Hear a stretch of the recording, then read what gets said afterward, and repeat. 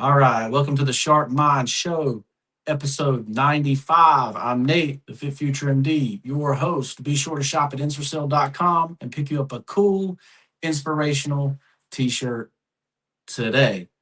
All right, so it's National Championship Day, Martin Luther King Day. So we got to preview the National Championship game, Indiana versus Miami.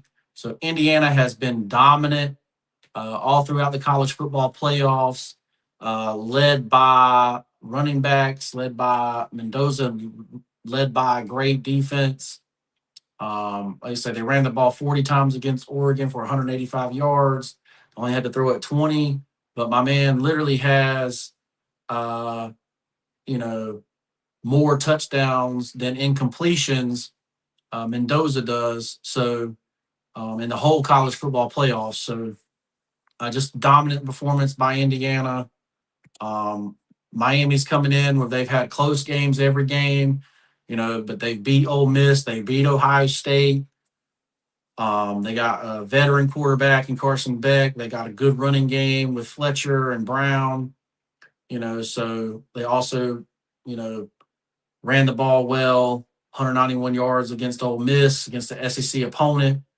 All right. So who do you have winning the national championship game in college football? And I have it going to the Indiana Hoosiers, right? And so, as much as I want Carson Beck to get his story where he gets his national championship, his second national championship because he already had one with Georgia. Um, I think this is definitely Indiana's year. Um, as good as Miami's defense is, I do see them struggling against Indiana here. That's just my opinion. Let me know what you guys think in the comments below. Does Indiana blow out Miami like they've blown out every other college team? I say Miami was the last one to get in, right? The last hope for the ACC. The ACC champion didn't get in. They brought in Miami over Notre Dame anyway. Do they want Miami to win this championship over Indiana? And I think they do, right? But I do think that Indiana is going to pretty much dominate this game, just like they've been dominating the entire football playoffs. And thanks to Chatty Cathy out there. Appreciate you following along. I and agreeing with me that Indiana is going to uh, dominate Miami. Thanks, Mom. Appreciate you following along. But let me know what you guys think in the comments below. This episode is brought to you by Dylan and Davina. The Adventure Begins, which is my wife's children's book. If you have nieces, nephews, or children of your own, be sure to check out Dylan and Davina, The Adventure Begins, available on Amazon, written by best-selling Amazon author Meredith Dillon Johnson. All right. So there's a lot of hoopla out there on, how much you should be worth by what age. And basically, like they make it seem like if you're not making $10 million a year, that you're basically a loser, that kind of thing. Well, that's just not the case, right? And so I decided to do how much should you be worth at what age. Obviously, AOL's news channel started talking about it, and so I'm just going to go through these right here. If you're in your 20s, the average 20 something net worth is 127,000, which is pretty freaking good. A lot better than it was when I was in my 20s. They say there was no jobs when I was in my 20s. There was no jobs. You were basically just a but if you had been lucky enough to be one of the ones that were able to purchase housing during that time, then you got a big run from 2012 to say 2023. Like if you had housing at that time, like you were making a killing, right? So 127 for somebody under 30. Let's see what we got for the rest here. Let's say 127 for in your 20s. The average net worth for people in their 30s is 321,000. So that's where we're at, like a little bit more surprising, right? is that there's people that are worth 320,000. That's pretty much just a home, right? Like homes are worth between, you know, starter homes are basically over $300,000 now in most major markets. So, keep that in mind. Um, and so 40 somethings is getting closer to that 750,000. There's 770,000. So I turned 40 this year, next year, and basically in December, you know, 11 months from now, basically. But um, so I would be in that category, right? And so the average net worth in people in their 40s is 770,000. That's pretty freaking good. Obviously, they got some more investments than just the house at that time. People in their 50s are at 1.4 million, 60s 1.6, 70s 1.5, and so you can see that you know it's nothing crazy, right? So if you're making 80K in your 20s and you put 15% away, you're going to be able to get to that 127,000, right? No problem. But if you want more in your life, you're going to have to invest a little more. You're going to have to learn a different strategy, right? And so that's what I do. I'm a life coach and I help people find that strategy for themselves so that, if you're a normal person, you're making 60, 80K, can you get to that mark, the 5 million mark, where you're set forever, right? You're financially free forever, right? And so that's what I do. I help people set that up. If you're interested in that, make sure that you hit the link in the description and hit me up for life coaching. Let's get you set up the way you should be.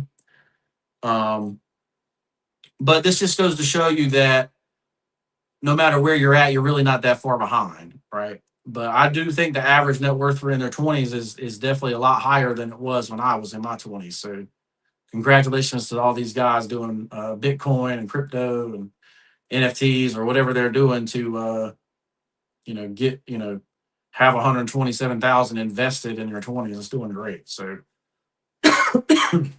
so keep that in mind. Let me know what you guys think in the comments below. How would you be looking right now compared to these averages, right? So you're averaging your 20s. So say you're 29 years old, you're at 127, you're doing pretty good, right? So let me know what you guys think in the comments below. All right, so we did one sport because today is National Championship Day. So, and I kind of already previewed,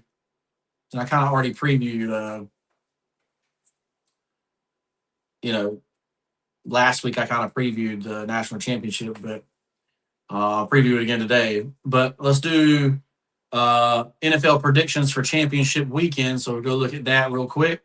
We got the Patriots versus the Broncos.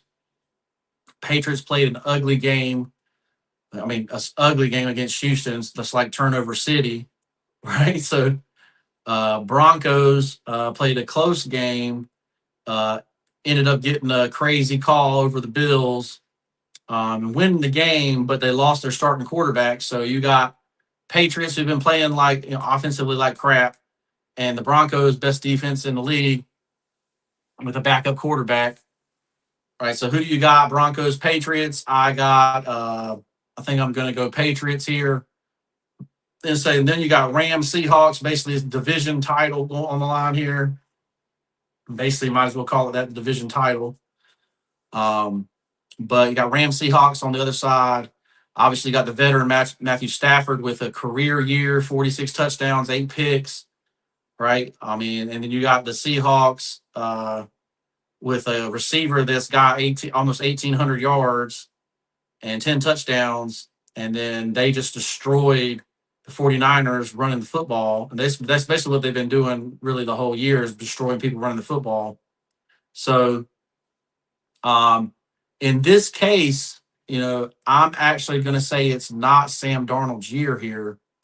And I am going to go Matthew Stafford here. I think the Rams are going to take the Seahawks, even though the Seahawks have been on another level this year. I think the Rams have enough offense to make it happen here. They got two of the best receivers in the league with the Rams, and they got a good running game themselves. But can they do enough defensively to stop uh, Sam Darnold on the other side? I give the edge to veterans still left. Matthew Stafford's the only veteran really still left in the game. Everybody else is, young, or I mean, you even got two second-year players over there with the Patriots. But so I got Matthew Stafford and the Rams edging out the Seahawks there.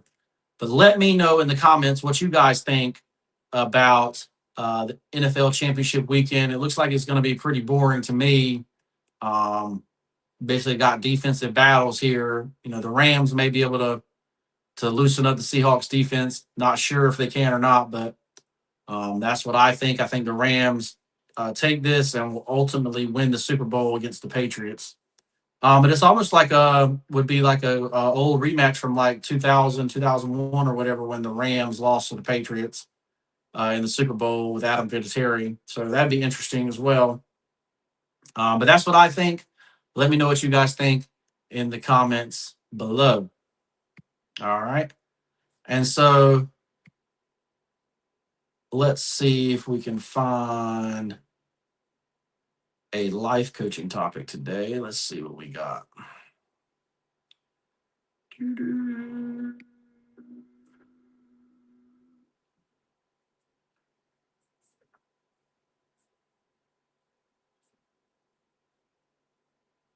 Let's see if we can find one.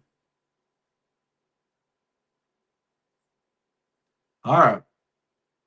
So, got a 28-year-old client that constantly chases happiness and avoids discomfort.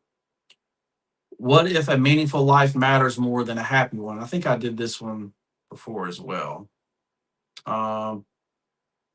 So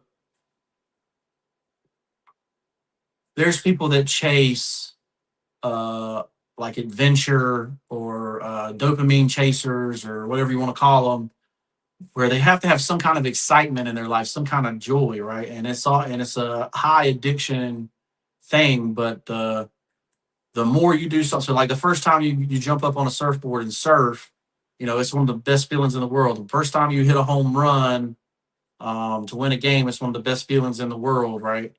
But you may be chasing that feeling for the rest of your life, right? It's like a plateau when really you should be chasing life purpose, right? So what is your purpose in life? What drives you, that is not this dopamine hit. This, you don't want to be a drug addict on a dopamine hit. You want to be somebody that is basically level, and then maybe every once in a while you get a little spike, but for the most part you should be um at a standard where that what you're doing has meaning in life, right? So you know when you die, when you pass away, you're remembered, right? And so that's what you're kind of looking for. So how would I set this up, right? This guy's constantly chasing happiness, and is avoiding discomfort. Number one, I'm gonna make him uncomfortable. I'm gonna have him go do something that he wouldn't do ever, right? So if he's a person that doesn't like boxing, he's gonna go be taking boxing classes. Like, um, I got to get him out of that normal, that and make him uncomfortable, right? So that's what I would do. Let me know what you would do for this guy that always chases happiness and avoids discomfort. All right. And so now we're going to go with the quote of the day. And the quote of the day is: most people don't fail at investing because of money. They fail because they never built a habit. Most people don't fail at investing because of money. They fail because they never built the habit. Right. And so what does this mean? This basically means that the outcome of your life is basically going to be dependent upon your habits. Right. And so if you're a person that invests, right, whether it's your time, whether it's money, um, you know, doesn't matter. If you don't build the habit of investing, then you're basically going to end up on the losing end with money, right? So you know, eventually you can't work with these anymore. And, there's eventually a time where, you know, your body fails you, right? And you don't want to get to that time without having invested so that you get paid without having to work. Now, that being said, in about 10 years, we're going to have artificial intelligence and robotics basically replace us in the workforce, and we're not going to have to work at all if we don't choose to.